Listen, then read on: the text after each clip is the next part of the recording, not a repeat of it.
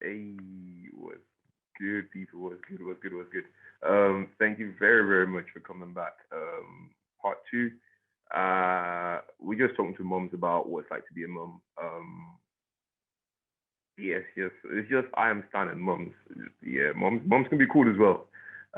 Anyway, enough of me. Just get watching, get watching. Sometimes from time to time we ask this question, how's your mental health? And I think it's like quite a open question, and it can be answered in different ways. But today I'll ask it in a double-barreled way. So how's your mental health in regards to raising your child during this pandemic? And then the part two of that question is, how's your mental health in regards to raising a boy of color in this country?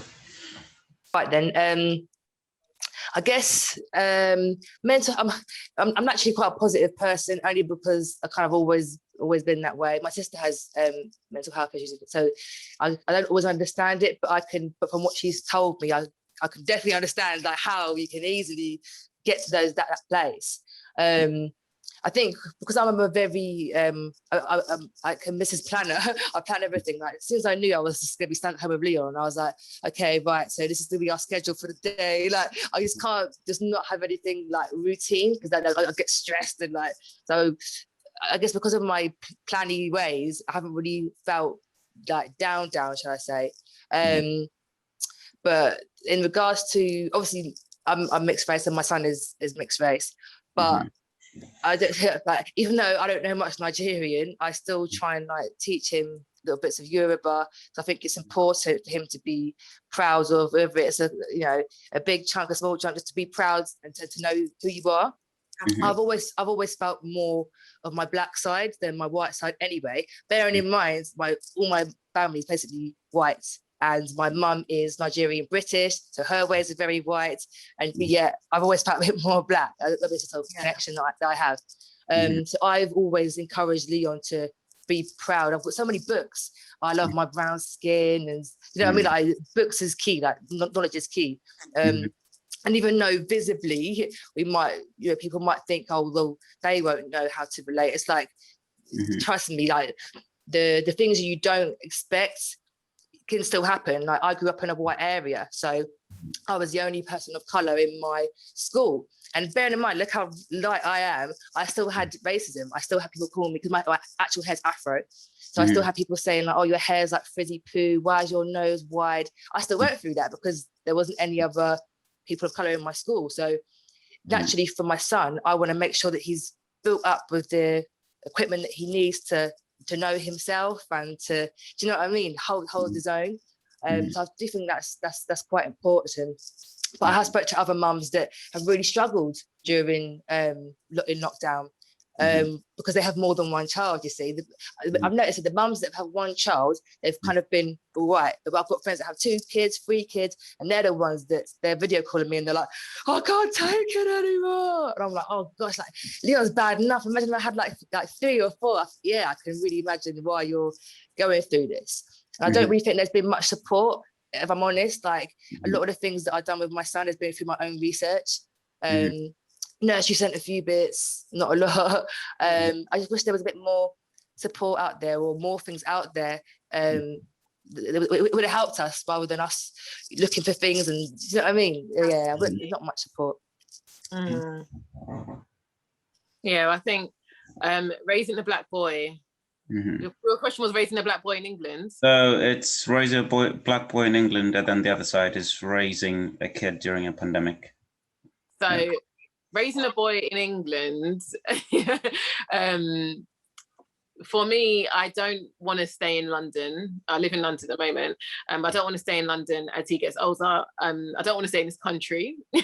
Same. Like I don't feel like when I knew I was going to have a boy before he was born, and it was just the thought of what could possibly happen to him in terms of like the culture that we seem to have, that young black boys seem to get themselves pulled into in London, in England you know, how they're perceived by society, and knowing, like, I know people that have done their best to raise, you know, their young boys, and when they've got to a certain age, they've got sucked into, you know, the system, the unhealthy system, whether it's gang culture, whether it's, you know, just getting into becoming a victim even of certain, I don't know, just different things that just terrify the life out of me for my child to get. And I just feel like London is full of, it's like the land of opportunities, you know what I mean? And that's and that is one of the opportunities for him to go a certain way. And I feel like, if we come away from city life, it might help. It might give us more of a chance, you know, of him actually developing into the young man that I you know, I wish for him to be. And then if we leave the country as well, and actually are around people who have got more of the culture that I want us to kind of embody, that will also help as well. In terms of mental health during the pandemic, at first it wasn't for myself. I became a mum just before the first lockdown. So throughout the first lockdown wasn't too bad because I was like freshly postpartum. I was staying at home anyway. I wasn't really trying to go out. And then summer came and was out at the parks and stuff like that. This last lockdown that we're just coming out of, I'm not gonna lie, I have struggled. Just from being in the house so much, there's not been a lot of hours of daylight. And now he's getting older, so he's getting more, you know, he's getting more mobile and, you know, more expressive, and it has been a lot. Like, it's been very, very challenging. And like, luckily I've had my husband at home with us as well, so he's been able to like shoulder the load with us. But I know myself and a lot of other new mums that I'm in contact with, we've all kind of like struggled, and a lot of mums that I know, including myself, you know, we've been like, we've been struggling. You know, sunny days are coming, both figuratively and like actually. So you know. I'd say my mental health, how's that been impacted? I think one of the things I mentioned earlier was like feeling like sensory overload. So my son's nonverbal, he's nonverbal autistic, and he constantly does this really loud growling sound, and it's very difficult for me to think. It's very difficult for me to process my thoughts, make decisions, get things done, because I live in a very quiet area. When he's sleeping, when everyone in this place is asleep, you could literally hear a pin drop. Like, you can hear the clocks like on the other side of the village, like literally doing its little ding ding thing from here. That's how quiet it gets around here. So having that much noise, feeling that silence can sometimes just be a lot. And I won't lie, in this most recent lockdown myself as well, I did feel a little bit bogged down just by like all of the sensory overload, and, you know, his frustrations as well with not being able to get outside and do very much. And also living in an area, I think, where like it's very village like, there's not a lot to do here, so it literally is like at home, or we have to head out to really do stuff. And, you know, heading out wasn't really an option because everything's, you know, shut down and everything's closed. So it felt very isolating, and I think that's one of the things that I struggled with personally. That's how I felt really impacted, just feeling a bit like alone with it all, and like, oh my god, we're caged indoors, like I'm caged and I can't get out and just feel free and stuff, you know. So in that sense it was horrible. But I'm definitely sort of like out of that funk now that, you know, the weather's starting to brighten up a little bit, it's getting better. We took a really nice walk today, you know, so things like that are starting to improve. So yeah, it's gotten better. Then thinking about raising a black boy here in the UK, it's funny you say that. I never really used to think about it much up until having him. Actually, it wasn't really something that I thought about, because obviously, like, I'm just a girl, so I'm not really thinking about, you know, you know, raising kids and stuff like that. But once I'd had my son, I was actually still living in Catford with my ex-partner at the time. And Catford is quite a sort of like rowdy area, like, you know, there's a lot of stuff going on. I live in Catford.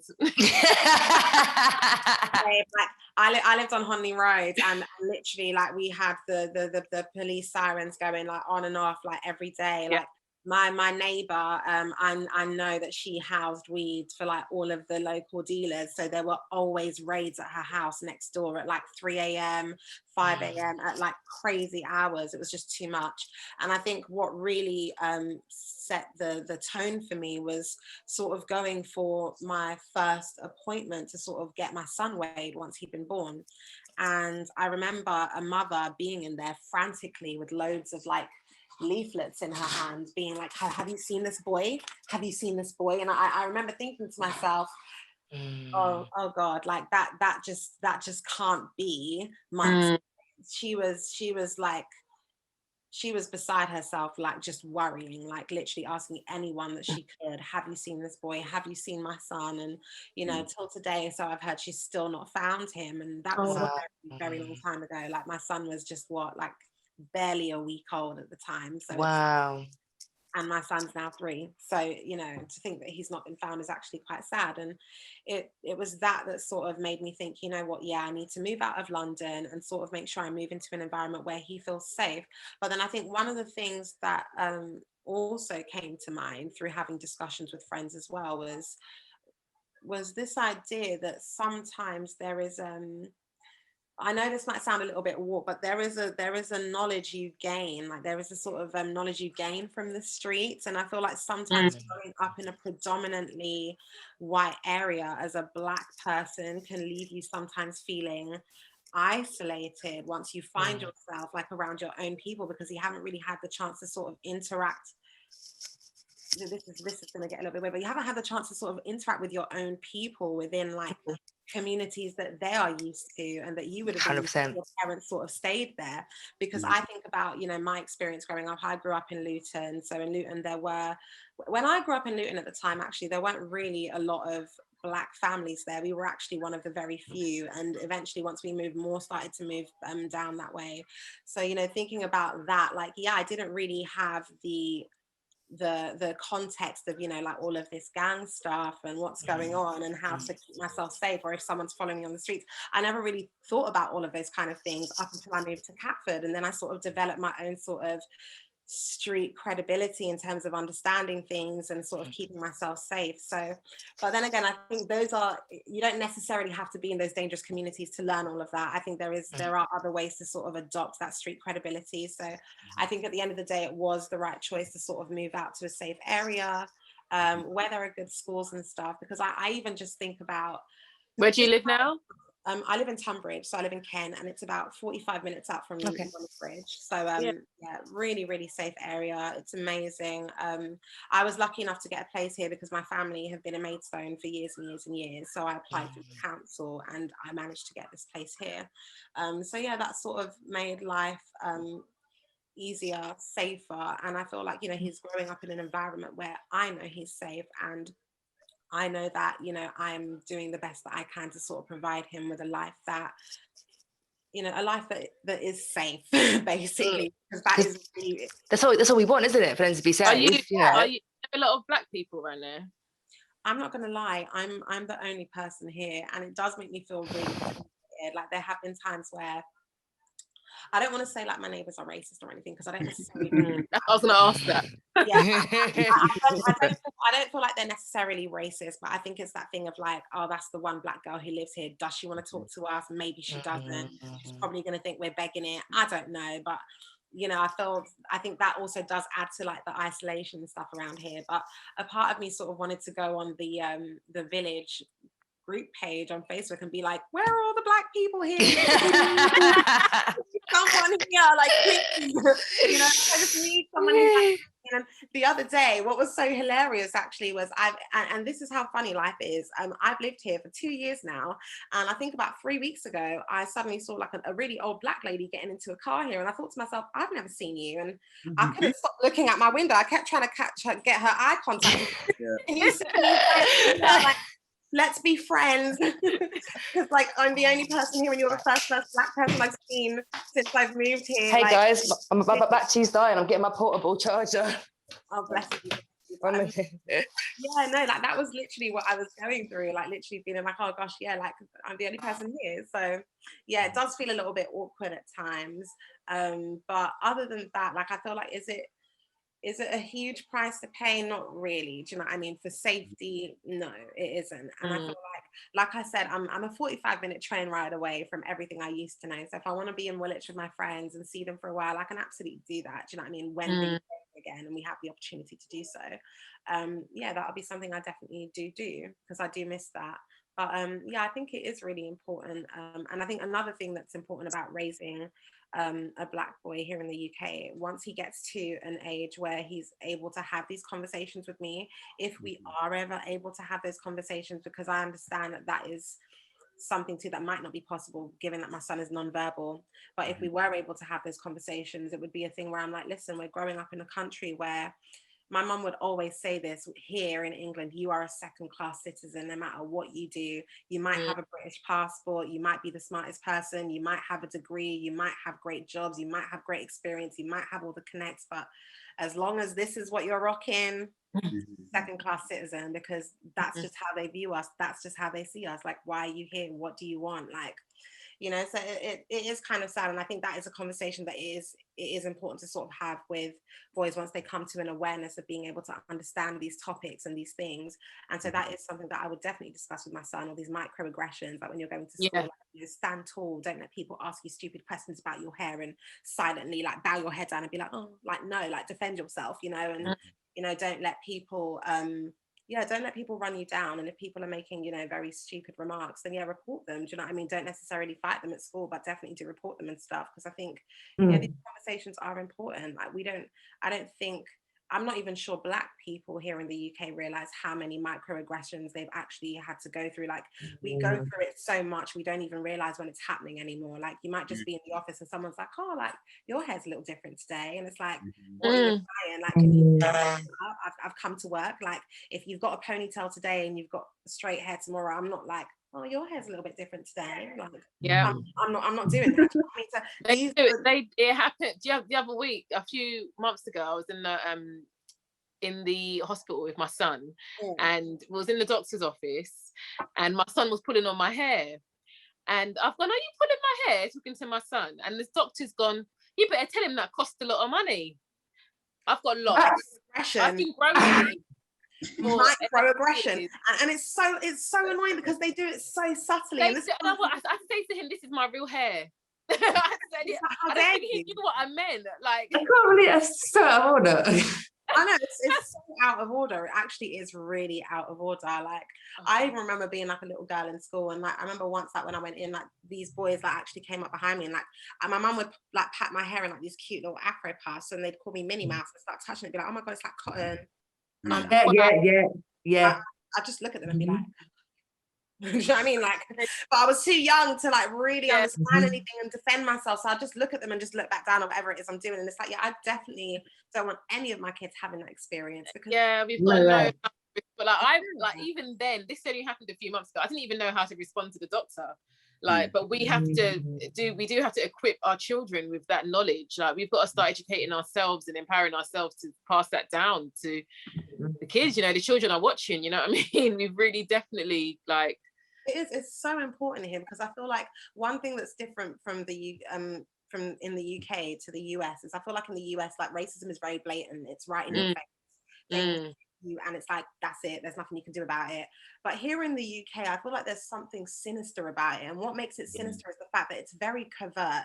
It can be happening out in the open, and it's, I don't know how to explain it, but you know when something is happening and everyone knows it's happening, but at the same time we're like, as if nothing is happening. And let's say it's happening here and we can all see it, people are just doing this, anywhere else they can look, but at what's going on. Eye, and then when you call it out, you just get gaslighted to the flipping and check yourself into a mental institution because you think you're crazy. That's how racism works here, and it's terrible.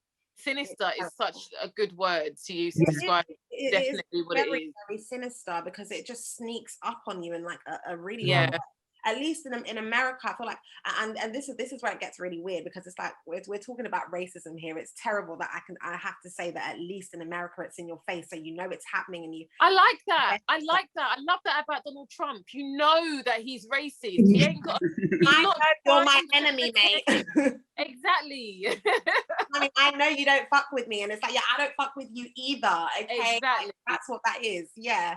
So like, I feel like, yeah, here it's really difficult, even in friendships, like work relationships, anything. It just really does find its way in. So yeah, it is important to sort of teach our kids about this stuff and let them know that, yeah, these are the ways that you can defend yourself, hold your head high, and not let anybody talk you down and out of who you are, because you have every right to exist within this world and occupy space and, you know, fulfill your dreams like any other person. You have every right to. And yeah, just as a side note, racism is just stupid as fuck, to be honest. Like, I don't get why anyone is this. I just don't get it. Sorry for the swearing, but yeah, it really. No, I'm with you. I'm with you. There's Yes. Yeah. There's an empowerment workshop every Saturday at 10. I guess it's more for older children, but it's for all children. It's the brand is called Our Black Magic, and it's purely based on affirmations and cultured poetry. Me and Leon did the workshops last Saturday, and although Leon was a bit distracted, that evening when we were doing brush and teeth time, he was like, I am somebody. And I was like, oh, you remember? He's like, yeah, Auntie Claire said, I am somebody. And I was like, yeah, this workshop is really good. It's like, this is fantastic. I love that so much. Affirmations are so important. Like, literally on my wardrobe, I've got like all my affirmations, all the things I want to manifest and stuff. Like, it's really important to sort of wake up and have it like a mantra and say it every day, because I really believe that words are like spells that we cast in our lives. Like, it's why they call it spelling, like you're spelling something. It's so weird, but like, yeah, like what we say, it like what positive self-talk. Yeah, what's that verse in the Bible?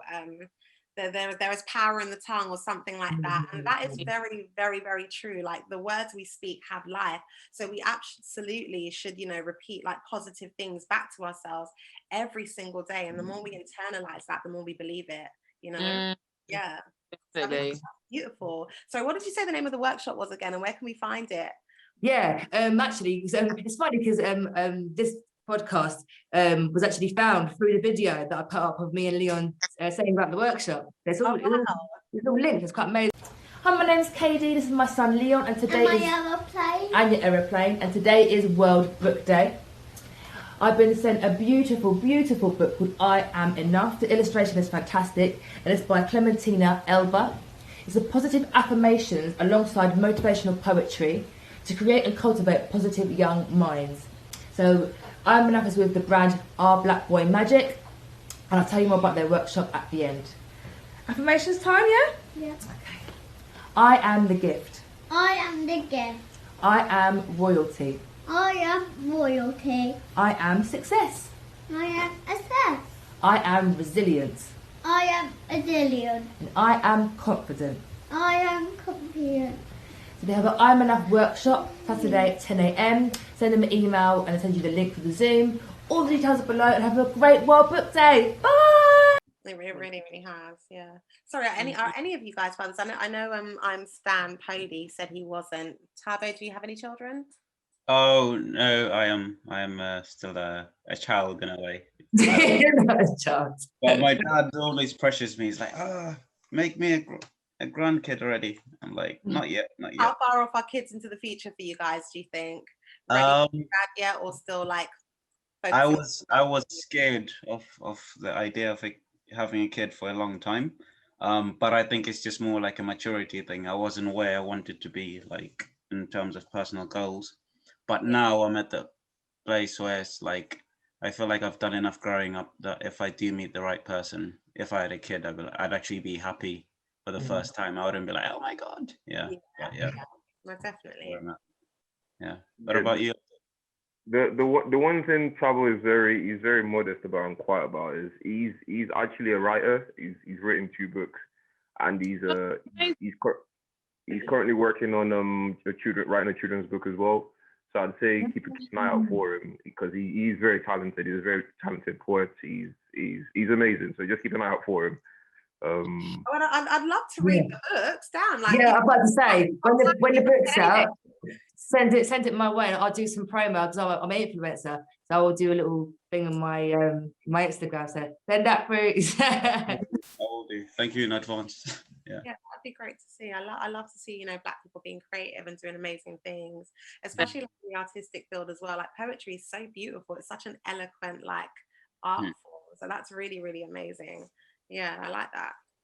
Yeah, like this morning I did like it's sort of like a project with these primary school kids, and it's just trying to get them into writing poetry and sort of convincing them like why it's fun, why it's a good thing, why it's good for like the mental health and therapy and like as a present to someone else and that kind of stuff. So hopefully in time I will be able to write more for kids, because at the moment the 2 poetry books I have out are like really adult. They're like really like about romance, politics, depression, that kind of stuff.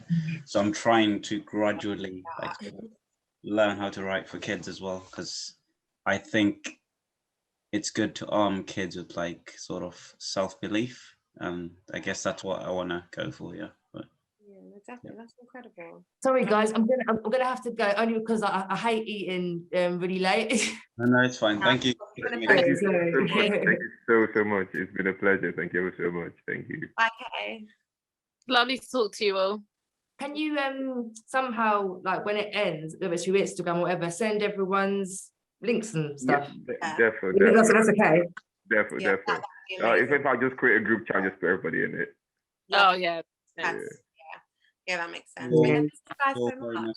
Thank you for giving us. Thank you. Thank you guys. This is Bye. Thank you. Have a great evening, Bye, guys. everyone. Bye. Bye. So how do you end it again? How do you end it again? Oh, yeah, that's it. Yeah. You I don't know if you want to just talk a bit about because you've got a child who's autistic. I don't know on how high on the spectrum it is, but I feel like that is it's not something everyone's aware of. You know, we're here talking about race and talking about you know, a boy in England, but I feel like as a mom, because I'm a support worker, so I support an autistic a young boy, and observing his day to day and how people respond to him in public is crazy. It's absolutely crazy, because it's something that's not understood. So how is the mother, as a mother of an autistic child, how are you well equipped? Do you understand this? Because it's something that everyone still learns. You can never know too much about it. I'll be honest, we're still very much at the beginning of our journey. So my son Malachi is 3, and here in the UK, they only do like real thorough like assessments to get like a diagnosis at 3. So when he was about, I want to say, when he was about 30 months, 32 months, about then, we had an appointment that was where we had an assessment actually, which is where they sort of assess his behaviors, whether he could do certain things, fine motor movements, associations between words and images and all sorts of things. And we sort of came to the conclusion that my son is definitely along the spectrum and that we're looking at nonverbal autism. And then we recently had another appointment on the 1st of March, but the issue was he was meant to be referred to different, obviously, departments within the NHS that would sort of help to gather evidence, get tests done, get the results that would sort of allow them to sort of compile all of the evidence together and then make a thorough assessment so that they can come down with a real concise diagnosis. Okay, this is what he has and this is going to be the treatment plan going forward. So at the moment, do I feel equipped? Not entirely. My son was quite stressed during the lockdown and he developed pica, which is a condition where kids start to eat non-food items. So he's been eating massive chunks out of the wall. And it's been really, really distressing, like having to navigate that and deal with that and figure out like, what do I do? Because it's so confusing. And even when I took him to Dr. Levy himself was quite confused, like, what are we going to do, Shan? I don't know. Do you know what I mean? Because this is quite tricky. But what we're going to do is we're going to get a dietitian on board and all of these various outlets to sort of come together and rally around me and him and sort of figure out what the next steps are. So that's sort of where I'm at. I think it can be difficult navigating all of this, because I feel like one of the things that has been the most difficult for me is I keep doing this thing where as a mother, like we have expectations, right? being a mum when you're pregnant, you dream about what your child's going to be. They're going to be a basketballer, they're going to get married, they're going to have to give me like 10 grandkids and all of this stuff. Do you know what I mean? And obviously we get to a point where it's like I'm starting to realize, oh, your development is a little bit delayed. You're not communicating with me. You're not maintaining eye contact. All of these really sweet things in motherhood that let you know that, yeah, like I'm seen and I'm doing the job that I'm supposed to do and all of this stuff. And, you know, I feel like sometimes it can be difficult knowing that, yeah, I'm missing out on all of that. That does feel sad sometimes. But other than that, he has his own ways of communicating with me. Like, he does love to come up to me and give me kisses and cuddles a lot. He is a very, very loving child. He's really, really sweet. And I think it's just about getting to a place where there is a plan in place, like an educational healthcare plan that will sort of allow him to go to a specialist school as well, where all his needs are met and there are other kids there like him that he's learning with. Do you know what I mean? Because I feel like being a child along the spectrum, it's difficult. Whenever you're outside, people are looking at you. I mean, I've been a support worker too, like you said, and you know, I know what it's like being that carer who's out with the child and everyone's staring, but you've got a job to do. Do you know what I mean? And it's about caring for that person and ensuring that they are able-bodied in every sense of the word, and they, you know, they have the autonomy to do whatever it is that they want to do. And I think sometimes that can be difficult to navigate too.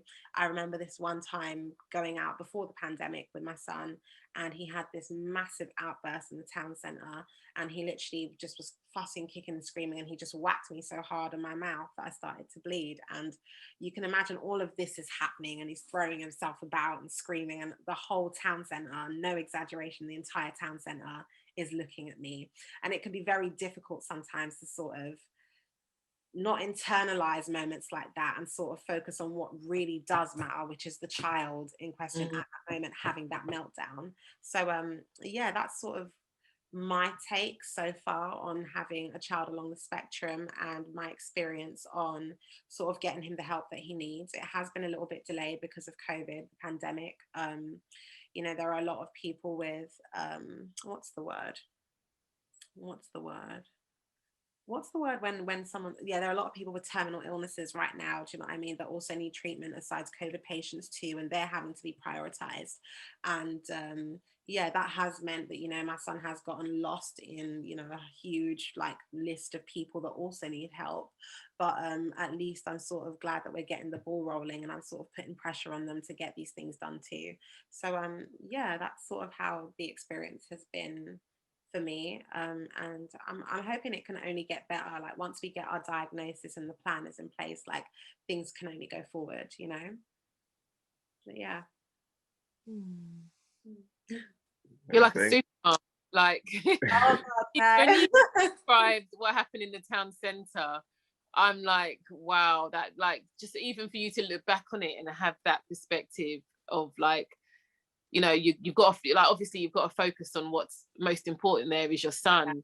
But like, because the other day my son headbutted me just for excitement, and the way I screamed and my husband came running into the room, and I was like, just take him, just take it. I had to go and sort out, like I get it, like being in the middle of the town centre, and then, you know, he whacks you, and you've still got to try and be like controlled and still try and calm him down and give him what he needs in that moment.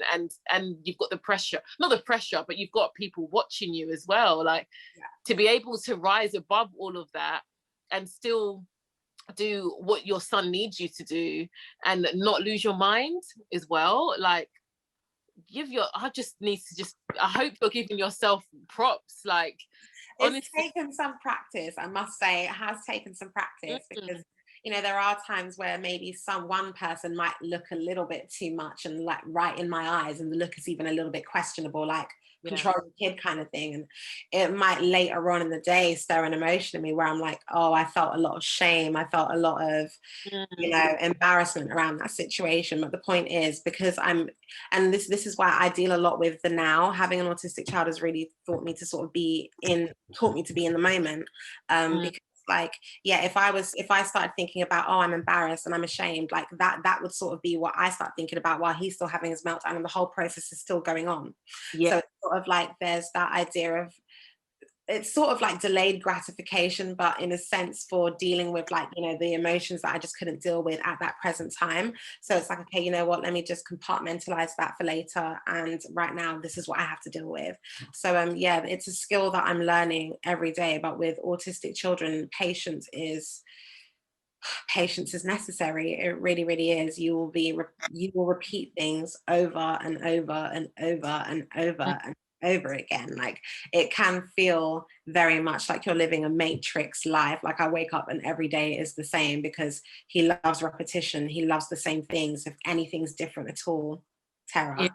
So yeah, it is difficult, but I'm sort of still learning and trying to find my way through all of it. But yeah. It sounds like you're doing amazing. Like, I honestly believe children choose their parents, and it just sounds like your son chose the best mum. Like, you sound like you're perfect for your son. Like, it's amazing. Very inspiring. Very inspiring. Thank you. I definitely second that. I wouldn't be saying that if I haven't, had sort of a front row seat, observing it, watching the relationship of autistic child and the mother is absolutely heartbreaking. I spoke to a mother recently, and she's got two autistic sons, and they're both in their 20s. And I think I was asking her we're talking about Mother's Day. She's like, Mother's Day doesn't mean anything to her, because she's never received a Mother's Day card from her children, because they're not aware of, like, they're non-verbal, they're not aware of that. So, missing out on moments like that, missing out watching, like you say, watching your child do things that, you dreamt of, the wedding, bringing home that girl, getting that successful job. So all of that, you sort of, that perception of, being a mother sort of goes away. And I think with that comes a bit of heartbreak. But like Renee said, Superwoman. I mean, mothers around the world are Superwoman, but they are, aren't they, honestly? Mothers like yourself, it's a whole different level. It's a whole different ball game. So kudos to all the mothers out there, to both of you. To my mother, because God knows I'm a handful. To my grandmother, yeah. Sure. Thank you all so much. Thank you all so much. Absolutely. No, thank you guys so much. It's been an amazing conversation. I was really glad to be a part of this. This was great. Yes, definitely. Thank you. If you want to do it again, let me know. Oh, for real. Definitely. Why not have like a little moms, group, just a pop up and, wagwan what's happening. Yeah, absolutely. It would be great. Let's do it. Definitely. I'm up for it. Yeah. Thanks ever so much, Rufi. Thanks ever so much. No worries at all, guys. Have a nice evening, everyone. And yourselves. Have a blessed week ahead. Bye.